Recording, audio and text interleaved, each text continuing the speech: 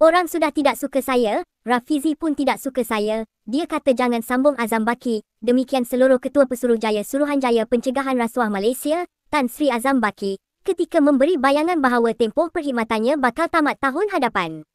Azam berkata, kontraknya yang telah dilanjutkan sebanyak 3 kali sebelum ini menimbulkan rasa tidak puas hati dalam kalangan pihak tertentu.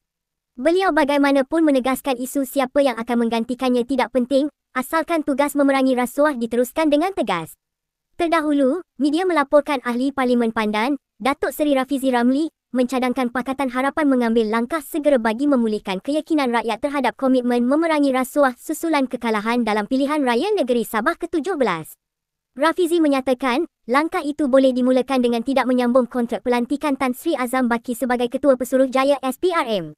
Menurutnya, dalam sidang Dewan Rakyat minggu ini, isu berkaitan kontrak Azam turut dibangkitkan, termasuk persoalan sama ada ia akan disambung buat kali keempat.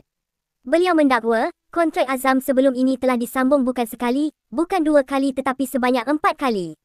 Rafizi menegaskan, jika kontrak itu disambung lagi, ia hanya akan mencemarkan kredibiliti PH dan PKR sebagai parti yang tegas melawan rasuah. Tambah beliau, dengan pelbagai kontroversi yang pernah dikaitkan dengan Azam Baki, sudah tiba masanya kontrak tersebut tidak disambung lagi.